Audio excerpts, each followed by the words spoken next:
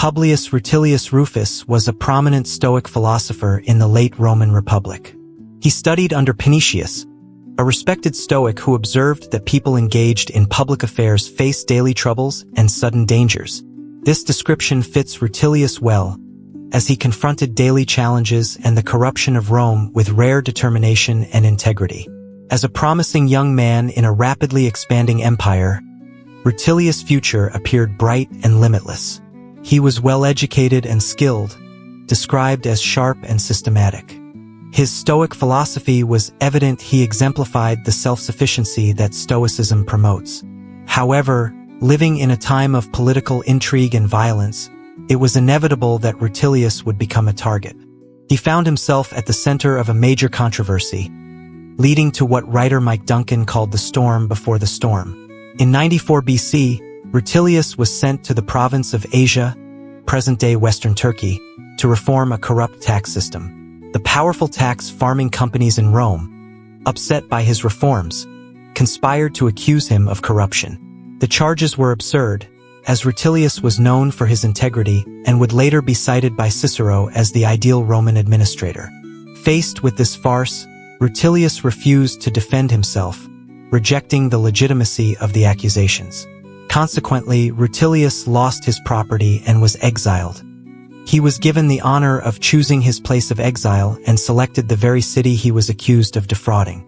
There, he lived among the people who had benefited from his honesty and efforts.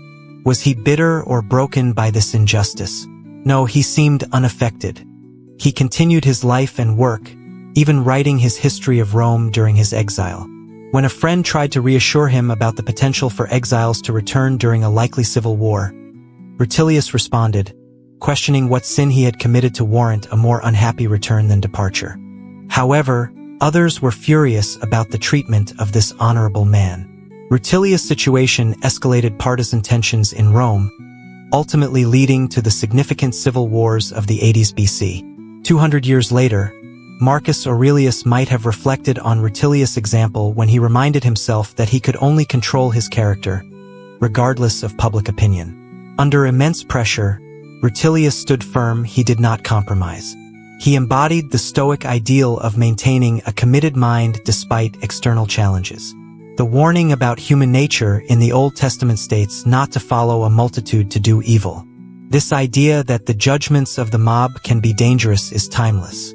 A few generations before Jesus, Rutilius faced false charges brought by corrupt political enemies. During that time, a mob stoned a man named Saturninus, and the consul who facilitated Rutilius' downfall was powerless to stop the mob's violence.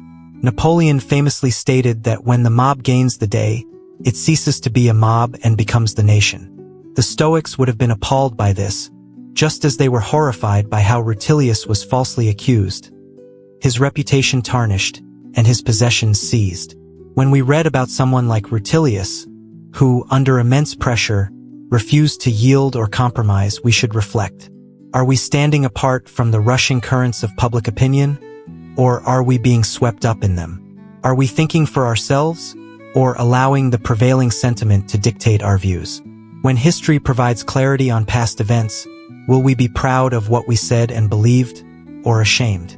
Winston Churchill, who spent nearly a decade in political exile after World War I, noted that every prophet must come from civilization and then go into the wilderness.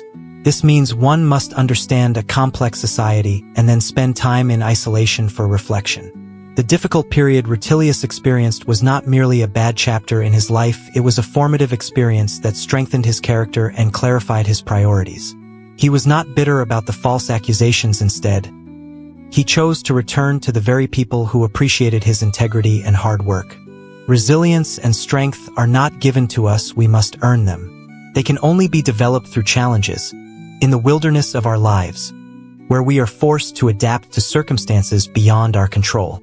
It may not be enjoyable, but it is essential.